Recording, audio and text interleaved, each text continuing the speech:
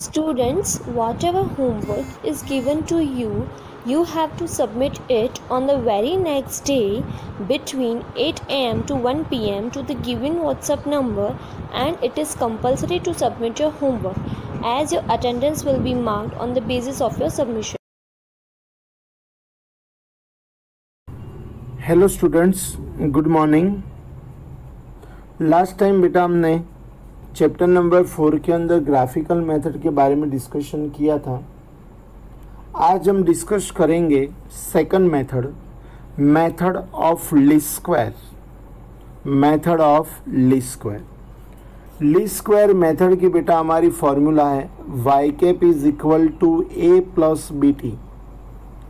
y cap is equal to a plus bt. Again y cap is equal to a plus bt.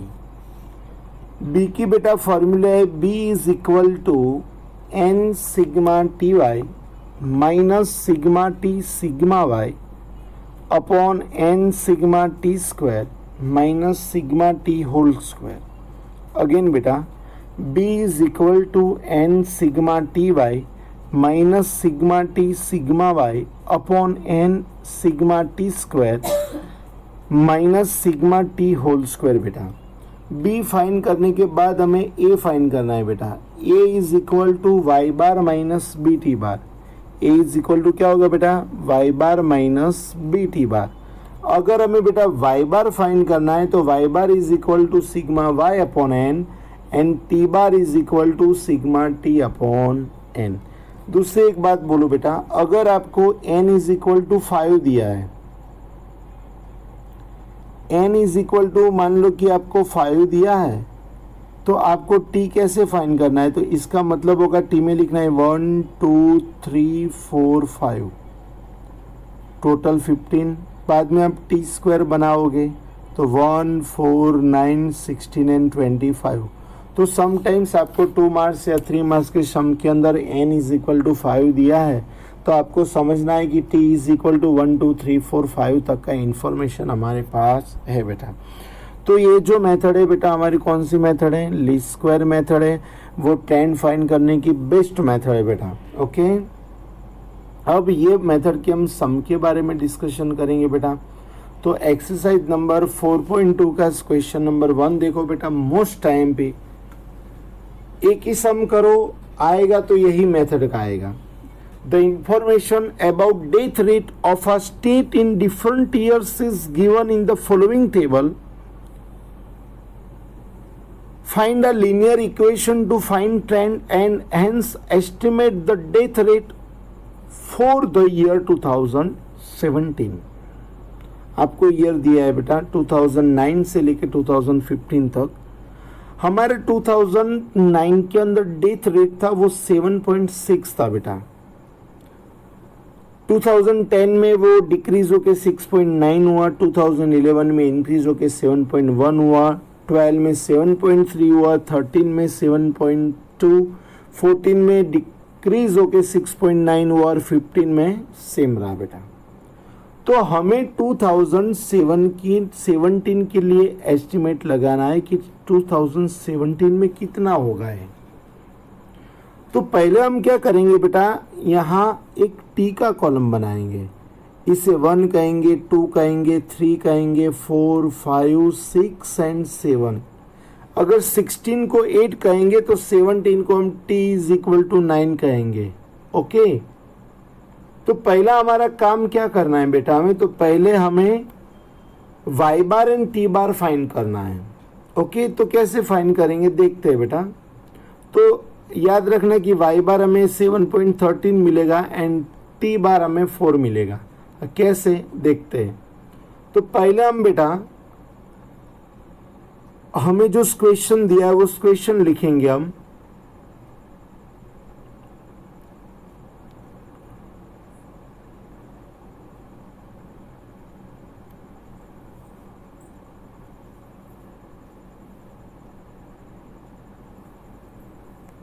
तो बेटा देखो, इतना में question दिया है। हमारा थर्ड काम है एक टी का कॉलम बनाना बेटा। तो हम टी के अंदर फर्स्ट से स्टार्ट करेंगे। First, second, third, 4, 5, 6 and 7। तो देखो यहाँ इसने टी इसी तरह लिख दिया है 1 2 3 4 5 6 एंड 7। तो टोटल कितना हुआ बेटा 28। बाद में हम टी का स्क्वायर करेंगे कि 1 का स्क्वायर 1, 2 का 4, 3 का 9, 4 का 16, 5 का 25, 36, 49, तो टोटल 140। बाद में हम टी एंड वाई वो दोनों का मल्टीप्लाई करेंगे बेटा, क्योंकि डेथ रेट है वो हमें वाई दिया है। क्या दिया हुआ है बेटा वाई दिया है। तो हम टी वाई का कॉलम बनाएंगे बेटा। तो 7.6 into 1, 6.9 into 2, 7.1 into 3, 7.3 into 4, 7.2 into 5, 6.9 into 36, 6.9 into 7। तो टोटल मिला 197.6। क्लियर। तो पहले आपको ये टेबल बनाना है। ये टेबल के अंदर आपको सिर्फ 3 कॉलम बनाना है बेटा। कौन कौन से? तो फर्स्ट कॉलम होगा टी का, second T square and third T Y. याद रखना बेटा बहुत इजी सम है। 5 मार्क्स में भी आ सकता है, 3 मार्क्स में भी आ सकता है, 2 मार्क्स में भी आ सकता है। क्लियर। ओके बेटा। अब हम बेटा फॉर्मूला लिखेंगे B is equal to N sigma T Y minus sigma T sigma Y upon N sigma T square minus sigma T whole square. तो बेटा n है हमारे पास 7,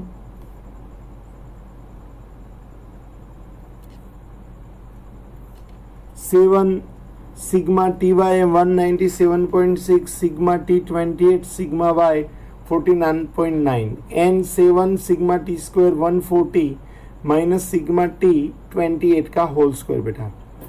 तो आप बेटा कैलकुलेशन करेंगे तो आपको b की वैल्यू कितनी मिलेगी -0.07। अब आपको बेटा a की फॉर्मूला लिखनी है। a is equal to Y bar minus B T bar. a is equal to क्या होगा Y bar minus B T बार। वाई बार एंड टी बाई हमने आगे फाइंड किया हुआ है। तो वाई बार की वैल्यू कितनी है बेटा 7.13 माइनस, अब माइनस है तो ब्रैकेट में लिखना होगा माइनस 0.07 इंटू 4। तो आपको ए की वैल्यू कितनी मिलेगी बेटा 7.41। क्लियर बेटा। अब आपको क्या करना है बेटा, तो इक्वेशन लिखनी होगी आपको कि Y cap is equal to A plus B T. तो वाई कैप के अंदर ए एंड बी की वैल्यू लिख दो। अब इसने 2017 के लिए आपको एस्टिमेट करना बोला था, तो मैंने आपको बोला था कि t इज इक्वल टू हमें 9 लेना पड़ेगा बेटा। तो हम t इज इक्वल टू कितना लेंगे 9 लेंगे बेटा। तो यहाँ t की वैल्यू हम 9 रखेंगे बेटा। तो Y cap is equal to 7.41 minus 0.07 into 9। तो वाई कैप की वैल्यू हमें मिलेगी बेटा 6.78। क्लियर बेटा। तो ये जो हमने सम किया वो लीस्ट स्क्वायर मेथड से किया बेटा। नेक्स्ट और एक सम की बात करते बेटा। सेकंड नंबर भी सेम है। थर्ड नंबर की बात करें बेटा।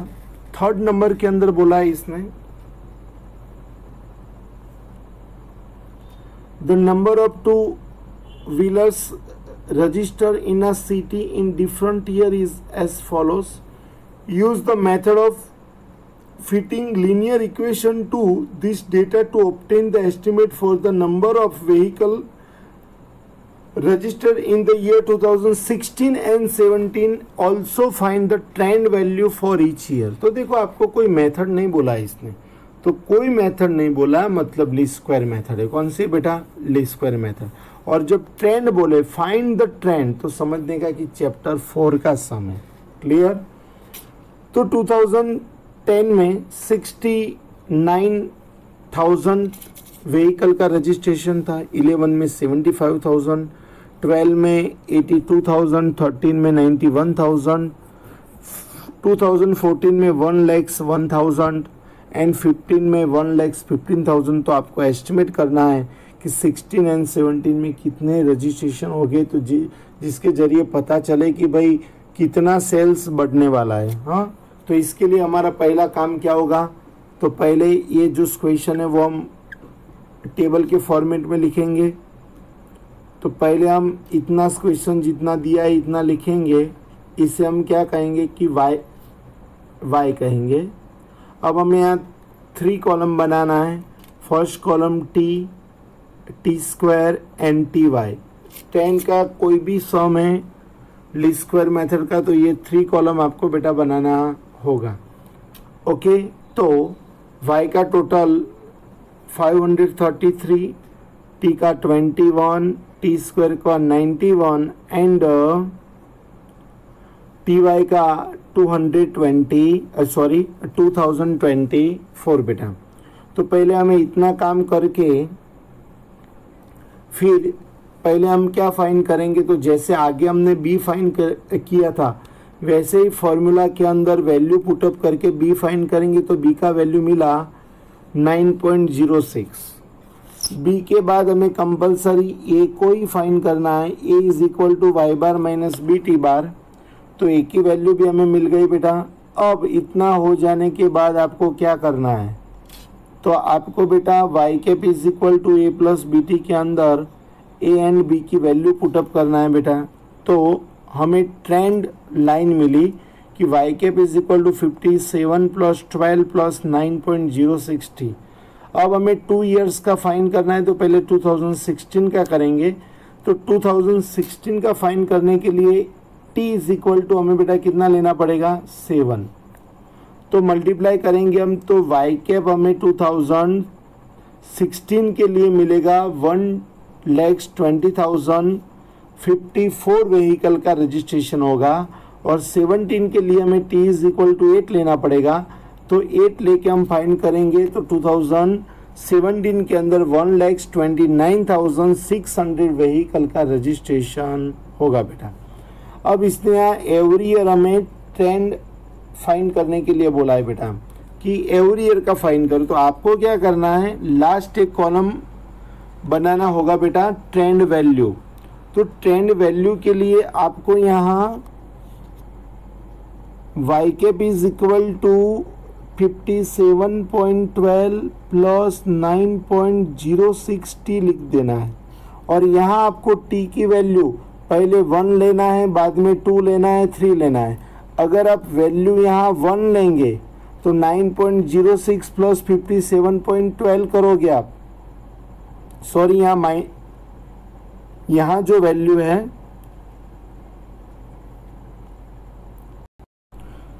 तो बेटा आप यहाँ t के बदले 1, 2, 3 वैसे चेंज करेंगे तो आपको एवरी ईयर के लिए बेटा ट्रेंड वैल्यू मिल जाएगी। तो इस तरह आपको ट्रेंड वैल्यू क्या करनी होगी, फाइंड करनी होगी। तो ये जो बेटा थी आपकी कौन सी मेथड थी, लीस्ट स्क्वायर मेथड थी। ये मेथड का सम भी 2, 3 या 5 मार्क्स में आ सकता है। अब हमारी जो बेटा थर्ड मेथड है वो मेथड है बेटा मूविंग एवरेज मेथड। कौन सी मेथड है, method of moving average. Moving average के बारे में डिस्कशन हम नेक्स्ट टाइम करेंगे बेटा।